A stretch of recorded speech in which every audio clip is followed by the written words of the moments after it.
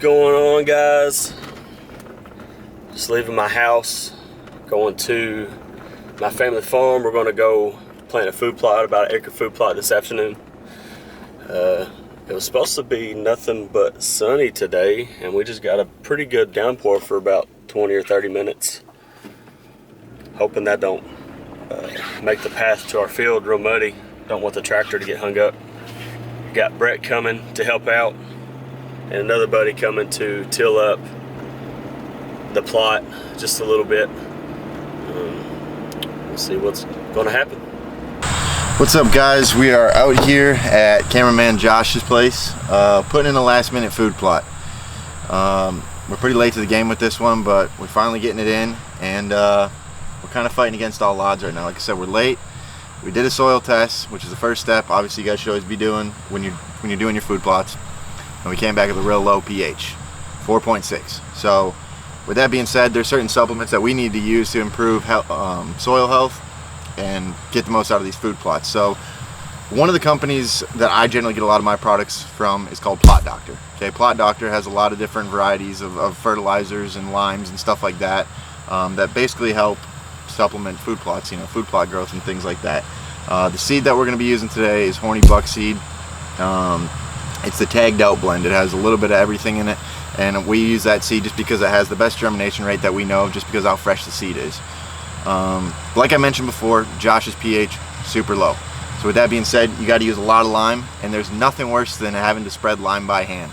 And according to the soil test, we're going to need about 3,000 acres per acre, or 3,000 pounds per acre.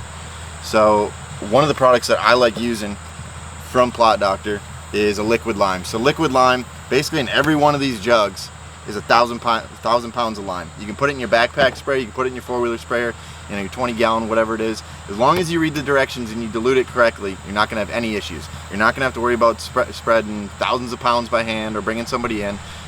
This thing is a game changer for anybody that has bad pH and needs to raise that pH from, in our case, the 4s all the way hopefully up and get it up into the 6s so that we can grow some stuff. Because down in the 4s, let's face it, nothing's growing, and a lot of people don't check that stuff beforehand to begin with, but we did, and so that's why we're taking the right precautions. And now we know that we're going to need three jugs of this stuff for 3,000 pounds to the acre. So that is the number one product that I use to bump up pH. The second thing that we're going to use is Plot Doctor Dry.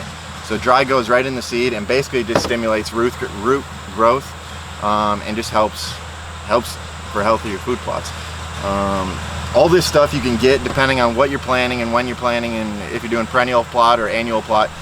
Plot Doctor offers these plots in a pail. So let's say you're new to the game and you have no idea what's going on with food plots. They will literally send you everything. You don't have to know anything. Just follow the directions, read the directions, especially with the lime, and it's as simple as that. So now we're going to put this stuff to work, and we're at the worst case scenario. So if we can make this plot grow, that speaks to the products we're using. We'll see.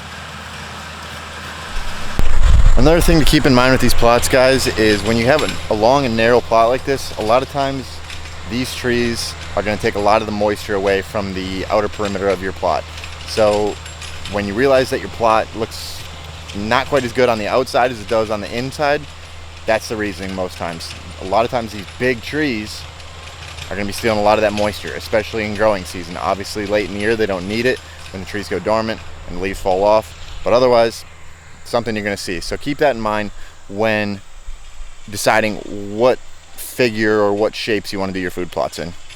Last tip for food plots, guys. Normally I like using a seed drill, and here's why. Tilling is okay if that's the only thing you got, but keep in mind that tilling too deep can be an issue. For every inch that you till too deep, or for every inch you basically till, you release 3 inches of moisture. Okay, now think about a hot summer day or a long drought. You're not going to have successful food plots. So if you're going to use a tiller, you're going to use a drag, just scrape the top, guys. Don't go too deep, because you're going to release some moisture, you're going to drain nutrients, and ultimately you're going to drain your soil, and you're probably not going to have very good food plots.